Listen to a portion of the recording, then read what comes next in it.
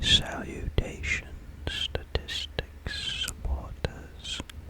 This is a Stats MR here to share a presentation that you can sleep through. Today I will discuss some economic trends from the 2021 World Statistics Pocketbook.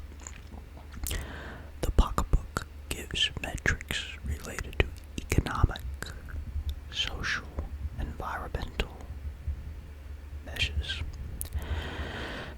The Pocketbook was produced by the United Nations and compares the years of 2021 to 2015 and 2010.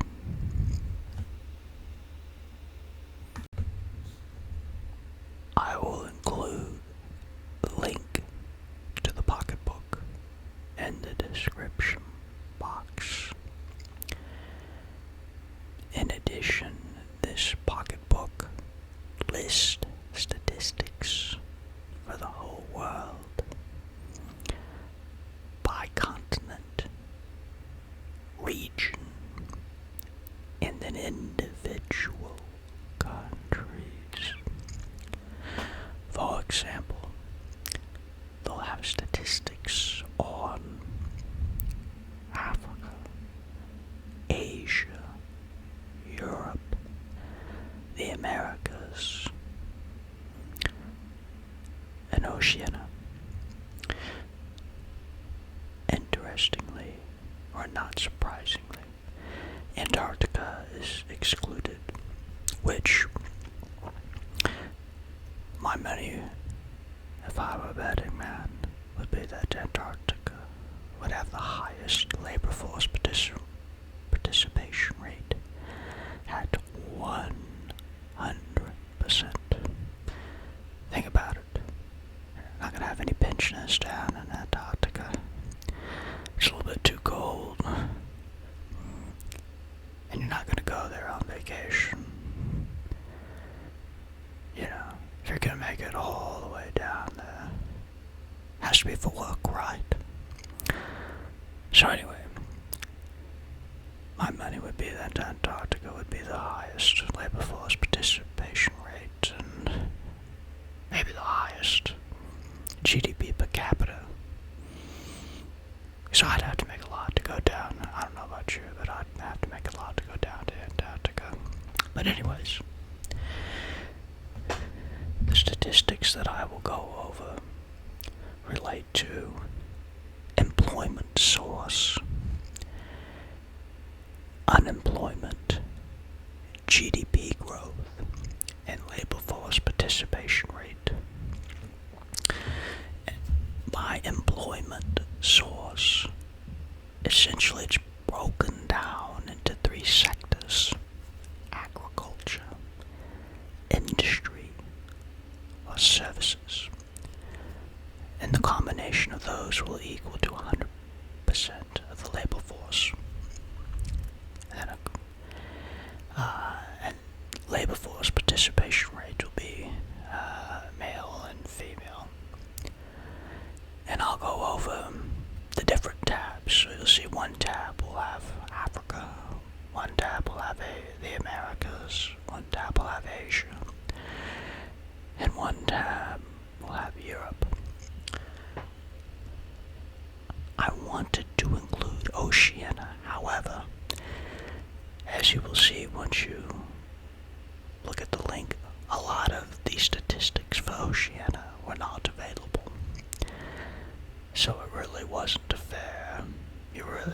There wasn't a lot of data to really compare, and it was just inconsistent, the presence of the data and the completeness of it. So I excluded it.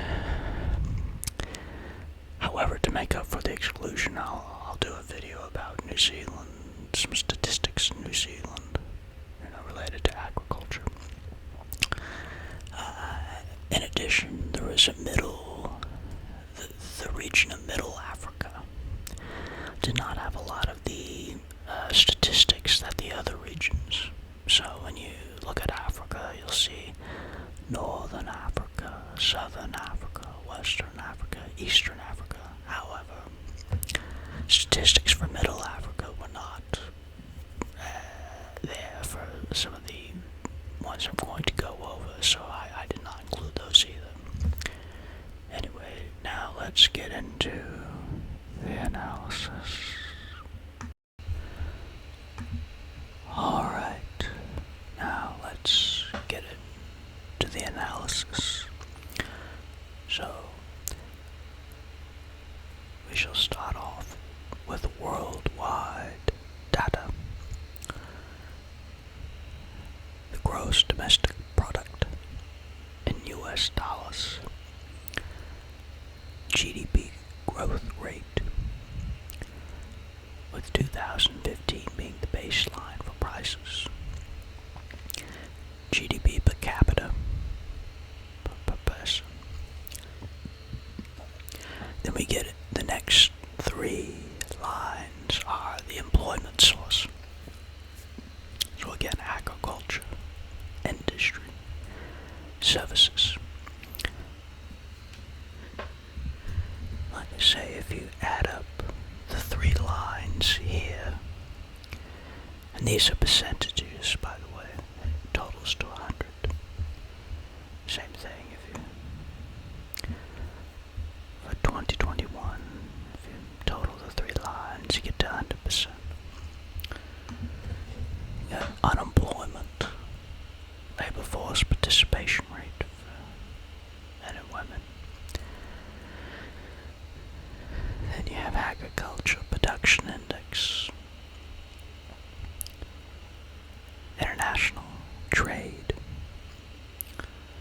exports, imports, and then the balance. Alright, so these columns B, C, and D come directly from the pocketbook, which I will link to in the description.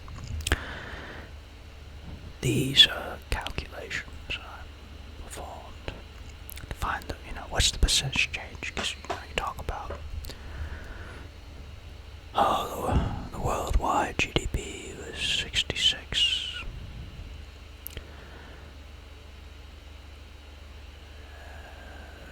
million.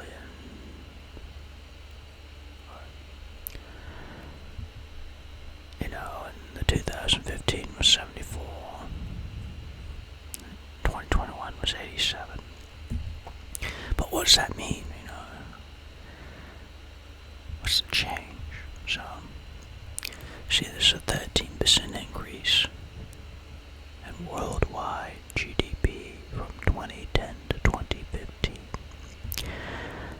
and a 16% increase in worldwide GDP from 2015 to 2021, and a just under 32% increase in 2010 to 2021.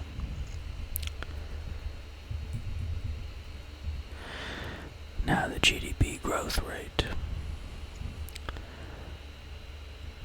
The growth rate has actually been slowing down, 4.4 to 3.1 to 2.4. The GDP per capita, $9,528 in 2010, $10,163 in 2015, and $11,339 in 2021. And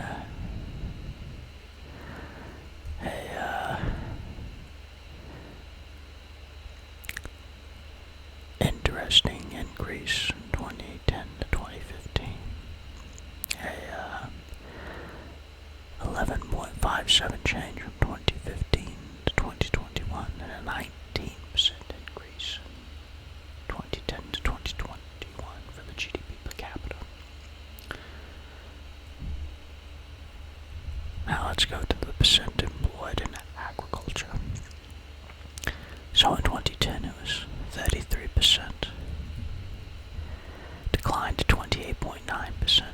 26.5%.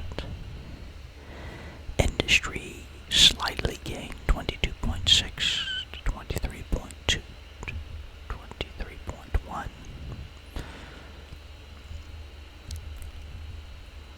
And then services really increased 44.4, 48, then 50.4%. Unemployment for the world also decreased 5.9 to 5.4. The labor force participation rate decreased for both men and women, 76.1, 75 to 74, 48.8 to 47.7 to 47. So the labor force, although the unemployment decreased, labor force participation also decreased.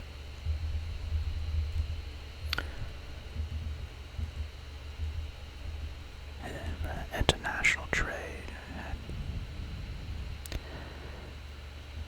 You see an 8.49% increase from 2015 to 2010. 6.69 increase from 2015 to 2021. 15.75% increase from 2010 to 2021. Imports also increased 7.9% from 2015 to 2010. 6.49% increase from 2021 to 2015, and a 14.9% increase compared 2021 to 2010. Now, interestingly enough, the international trade deficit has decreased.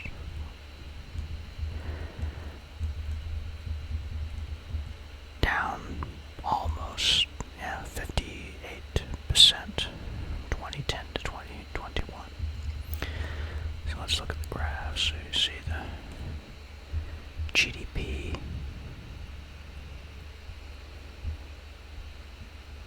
has increased.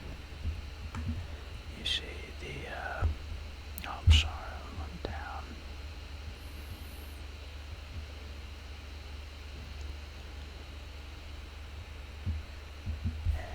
You see international trade, the increase in both the exports and the imports over the 3 years. Now, we'll go down, we'll skip over, we'll get into the first continent of Africa. Start with the beginning. So here I did the analysis, and again, these are the variables I did for each continent. So we have GDP growth rate, employment source, whether it be agriculture, industry, or services. Got the unemployment rate and the labor force participation rate. Now for Africa, in the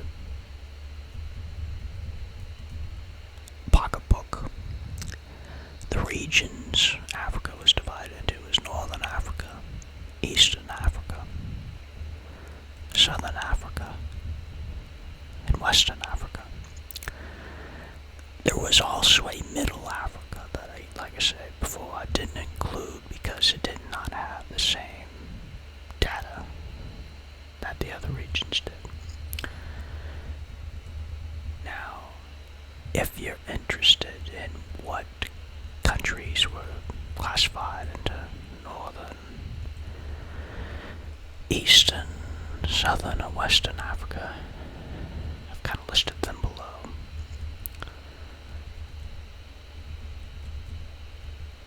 And again, I use the terms in the UN pocketbook, so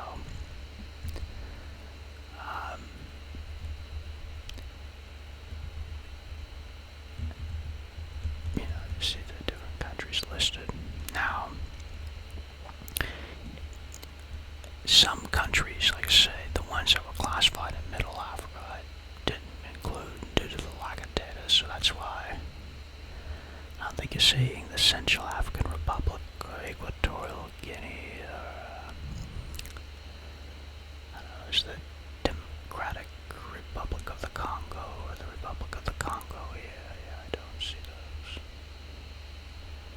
So, let's say not all countries are here, but let's say 4 of the 5 regions are. Anyway.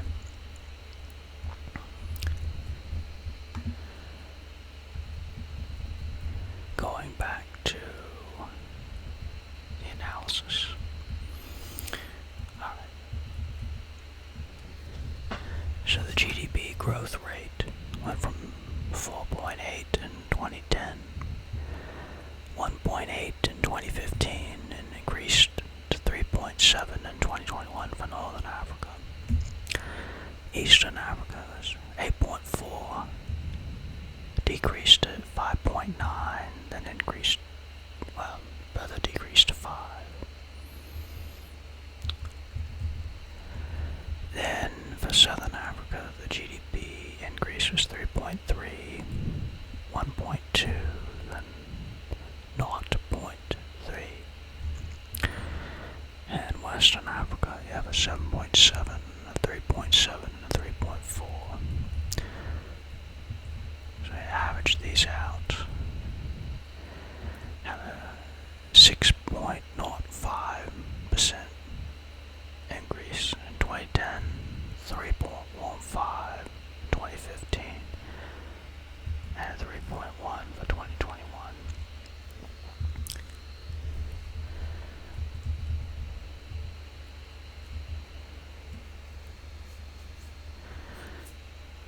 Now I did a correlation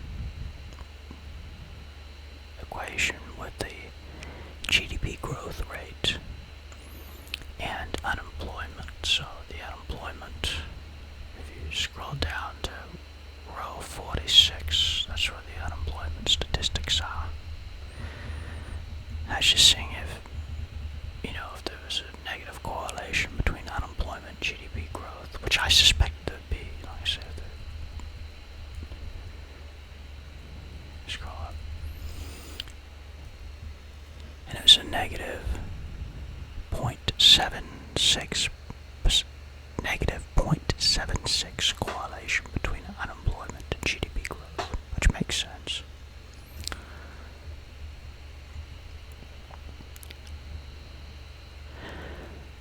So next, we look at unemployment, look at employment source for agriculture. So Northern Africa, employment in agriculture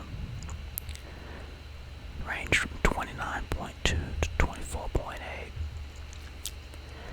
Eastern Africa, 69.7 to 63.7. Southern Africa, 6.9 to 6.6. Western Africa is 48.2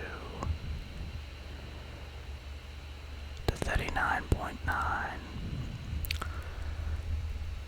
So, I did find it interesting that agriculture was less in Southern Africa than it was in Northern Africa.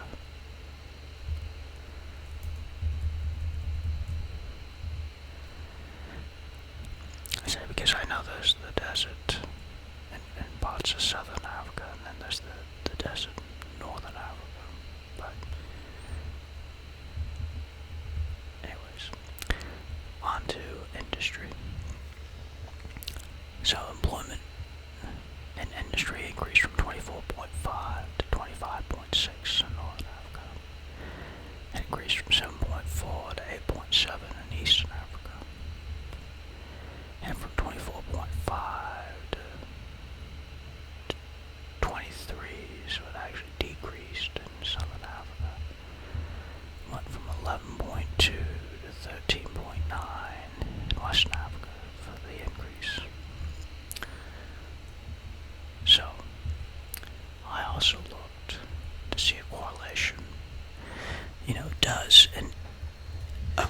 percentage of the workforce working in agriculture equate, have any correlation with unemployment. And actually there's an extremely strong negative correlation between the percentage of the workforce in agriculture and the unemployment rate. So the higher the percentage of the workforce in agriculture, the lower the unemployment rate is. We'll see if that holds up for other continents. And same thing. Well, actually, I'll scratch it. The opposite thing. You have a very positive correlation. So the greater the workforce in industry and services, actually the highest. Some services, the higher the unemployment will be.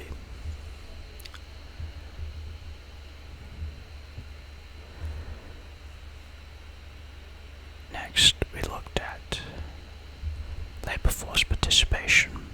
Again, they decreased in Northern Africa for both men and women. Decreased in Eastern Africa for both men and women. It decreased in Southern, well no, actually it increased. Southern Africa, it increased slightly.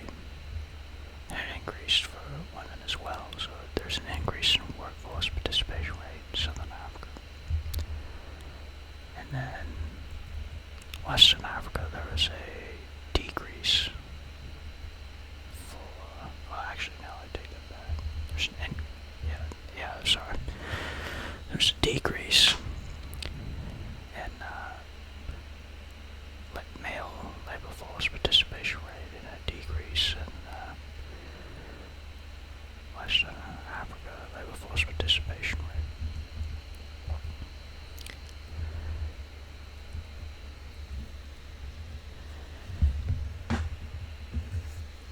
So, anyway, see some of this data mapped out to the graphs. So this is as you see, agriculture, industry, services, and unemployment. Let's see.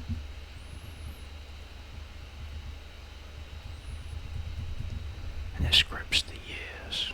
You see the 2010s.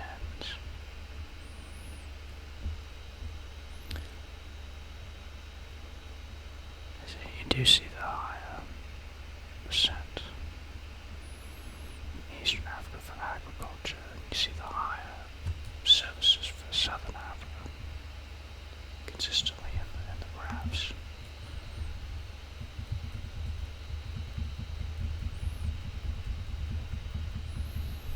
And I think I had one other graph. I had some other graphs here.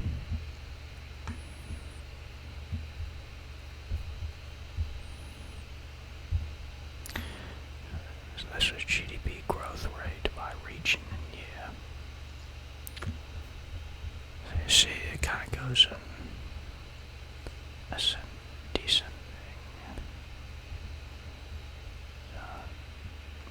The most recent on top, and then the further back you go, the higher it is. You see that the rate of growth consistent with it was worldwide shrunk. All region, well, Northern Africa rebounded some.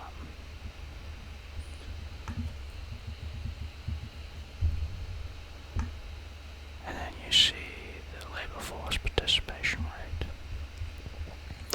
And again, these are different regions. So this one, it groups it by region. So this is Northern Africa, this is Eastern Africa, Southern Africa, and then Western Africa.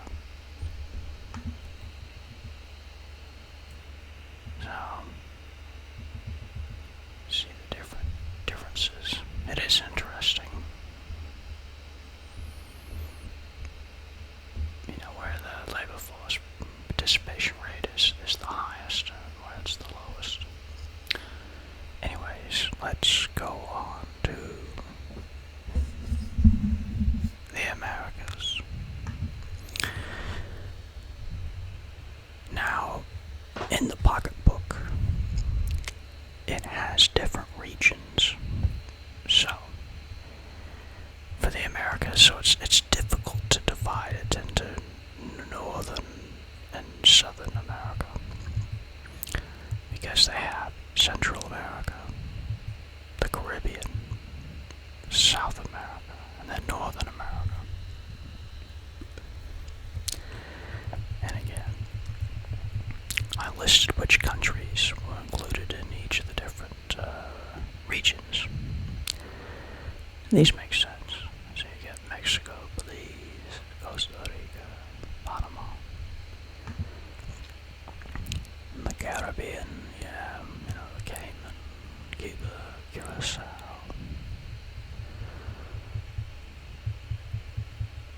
St. Martin, Turks and Caicos Islands. And Southern America, you have the Suriname, Chile, Colombia. And then Northern America, you have, not a lot. Pretty much the U.S., St. Pierre, Miquelon, Greenland, Canada, Bermuda. So, most of the regions of the Americas.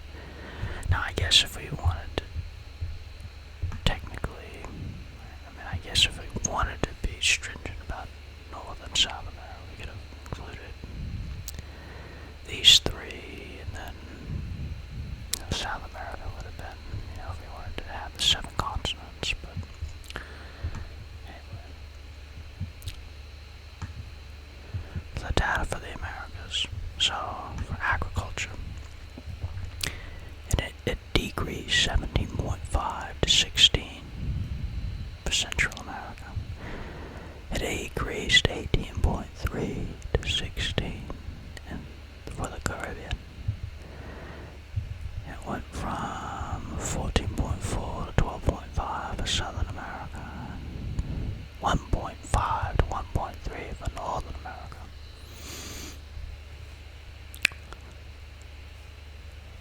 Which seems extremely low for the position. So again, I don't know if there's just more automation in Northern America. I know a lot of regions of Greenland and Canada, St. Pierre and Miquelon,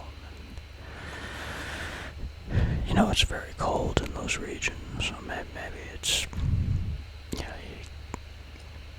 there's not a lot of people doing it because it's, you can't do it half the year, but I don't know. Let's go to industry. So industry in Central America increased from 23.3 to 24.2. Decreased ever so slightly from 15.5 to 15.3 in the Caribbean. For Southern America, it decreased 21.5 to 19.2. For Northern America, it remained flat at 19.7.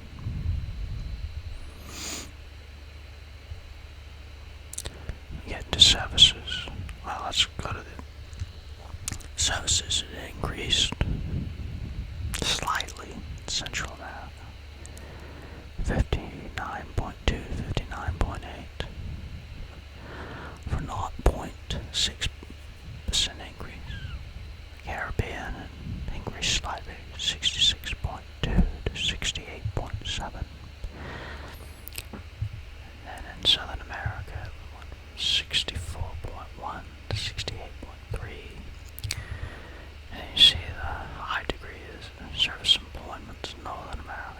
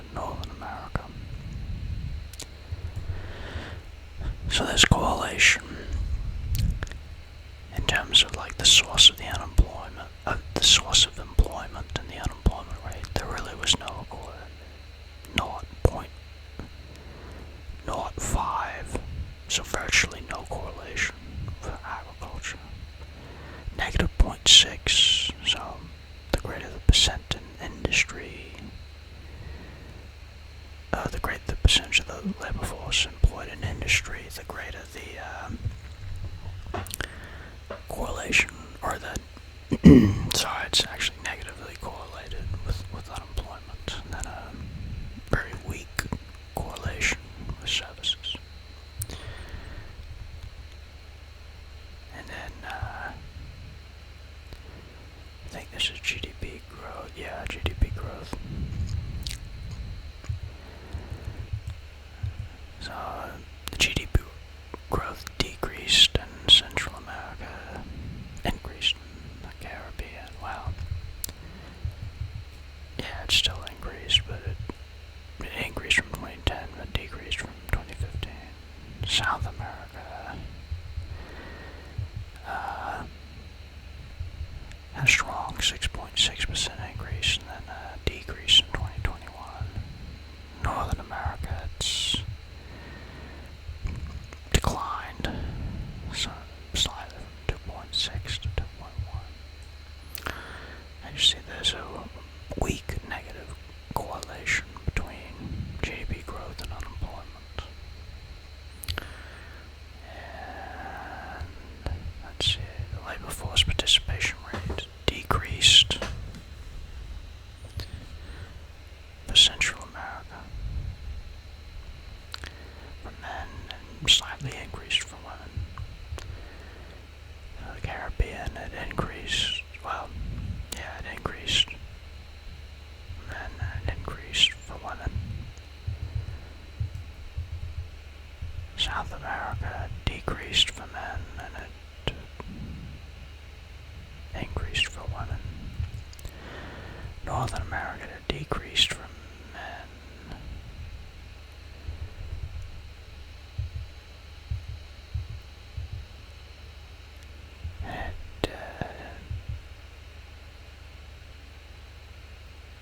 It decreased for women.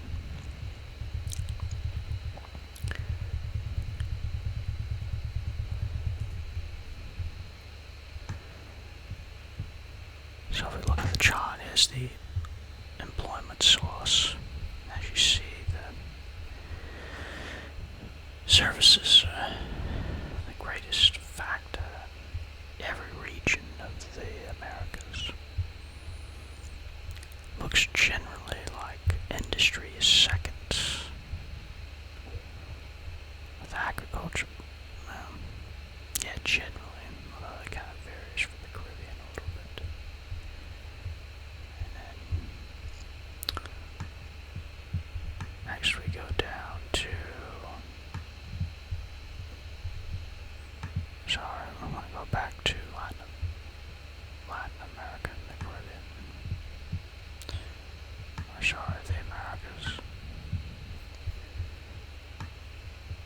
So look at the GDP growth rate. So it kind of peaked in 2015.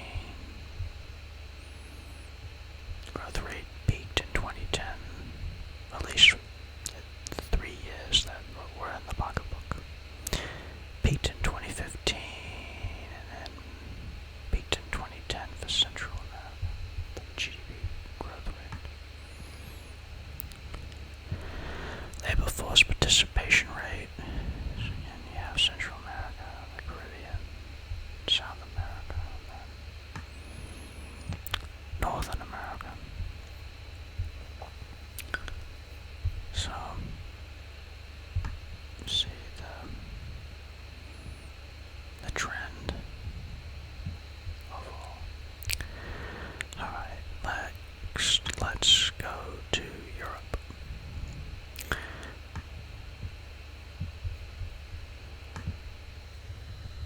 So for Europe, this was divided into different I think this was just northwest. Yes, okay, yeah. Eastern Europe, Northern Europe, Southern Europe, Western Europe, yeah. So the 4 regions. Now Northern Europe. Again, this is the way it was in the pocketbook, the Faroe Islands and the Isle of Man and the Netherlands and United Kingdom were in Northern Europe rather than Western Europe. Western Europe, it was Switzerland, Monaco, Luxembourg, Liechtenstein. Yeah,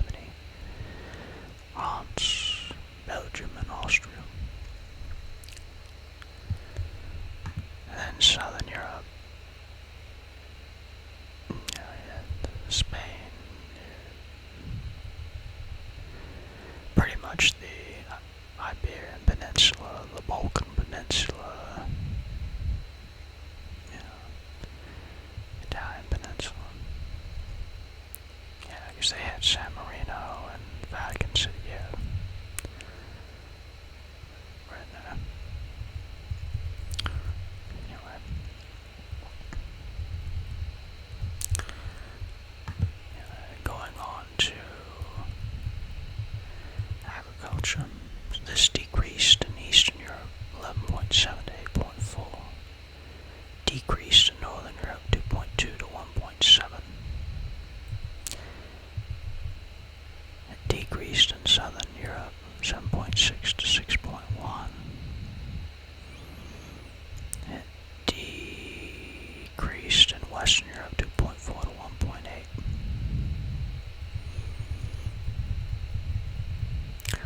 Now the employment and industry decreased slightly from 28.6 to 28.2.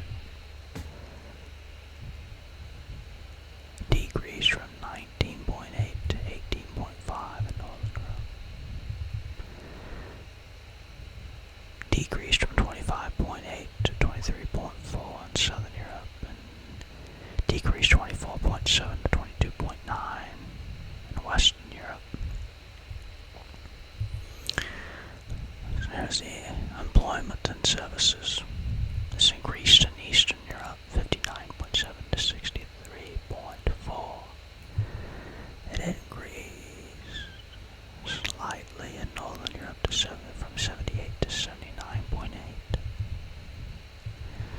It increased in Southern Europe from 66.6 to 70.5, and it increased in Western Europe from 72.9 to 75.3. And again, the correlations between the employment source and unemployment were weak. Nothing really stood out in terms of association with employment source and how high the unemployment rate was for the correlation with the continent of Europe. The GDP growth rate decreased for Eastern Europe 3.3 to 2.5, decreased for Northern Europe 2.3 to 1.7. It increased for Southern Europe from 0.7 to 1.2, and it decreased in Western Europe from 3 to 1.1.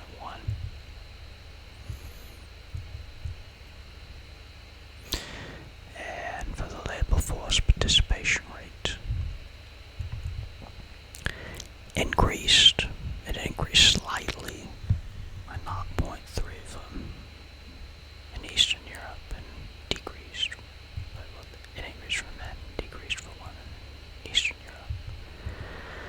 Northern Europe, it decreased for men and it increased for women. Southern Europe decreased for men and it increased for women. Western Europe, it decreased for men and it increased for women. So if we take a look at the graphs here, you see services pretty much dominate every region in Europe, with industry being second and agriculture being a distant third.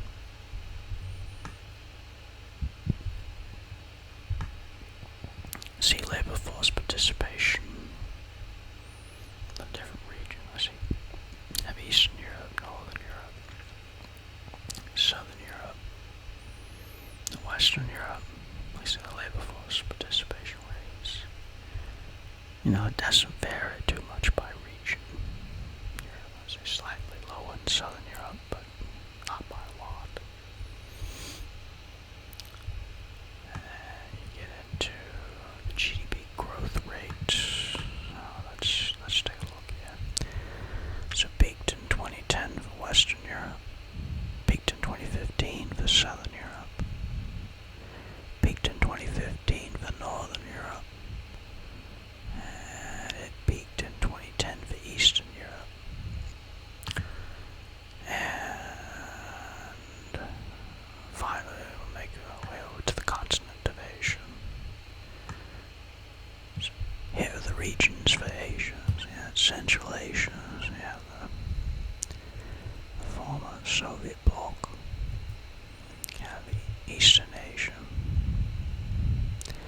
Southeastern Asia, Southern Asia, and then you have Western Asia. I say they include Cyprus and Western Asia.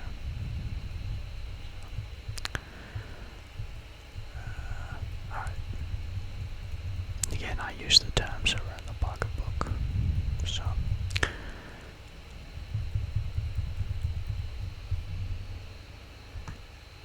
alright. So, for the employment in agriculture, that decreased from 31.2 to 22 for Central Asia, decreased 33.2 to 22.6 for Eastern Asia, it decreased 40.5 to 29.8 for Southern Eastern Asia, and it decreased 49.4 to 40 for Southern Asia, decreased 10.8 to 9 for Western Asia. I say for this one it had a strong negative correlation with the percentage of employment in agriculture versus the unemployment rate. So as more people were employed in agriculture, the lower the unemployment rate was, which you compare the correlation to what was in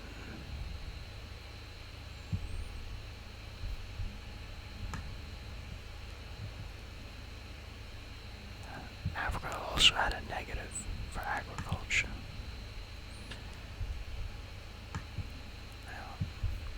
Latin America, or the Americas, there was virtually no correlation.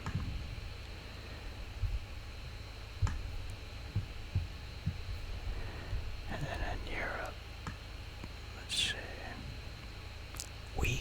it's a weak 0.18, so I don't know, different continents having different correlations between the employment source and the unemployment rate.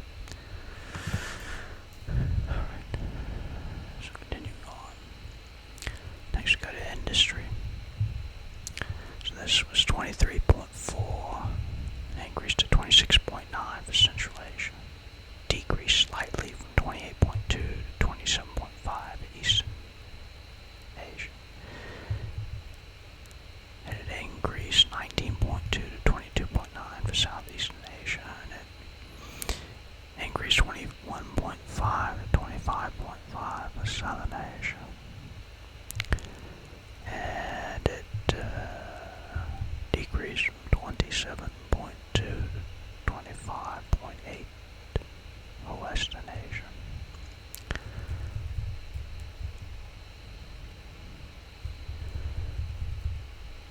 Alright, so now we get to services. So it increased 45.3 to 51.1 for Central Asia. It increased 38.6 to 49.8 for Eastern Asia. And it increased 40.3 to 47.3 for Southeastern Asia. And it increased 29.1 to 34.5 for Southern Asia, and a dramatic increase.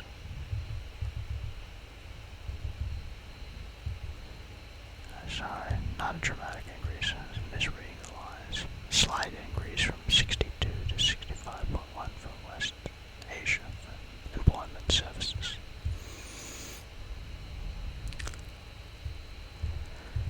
And the unemployment rate fell in Central Asia, fell in Eastern Asia,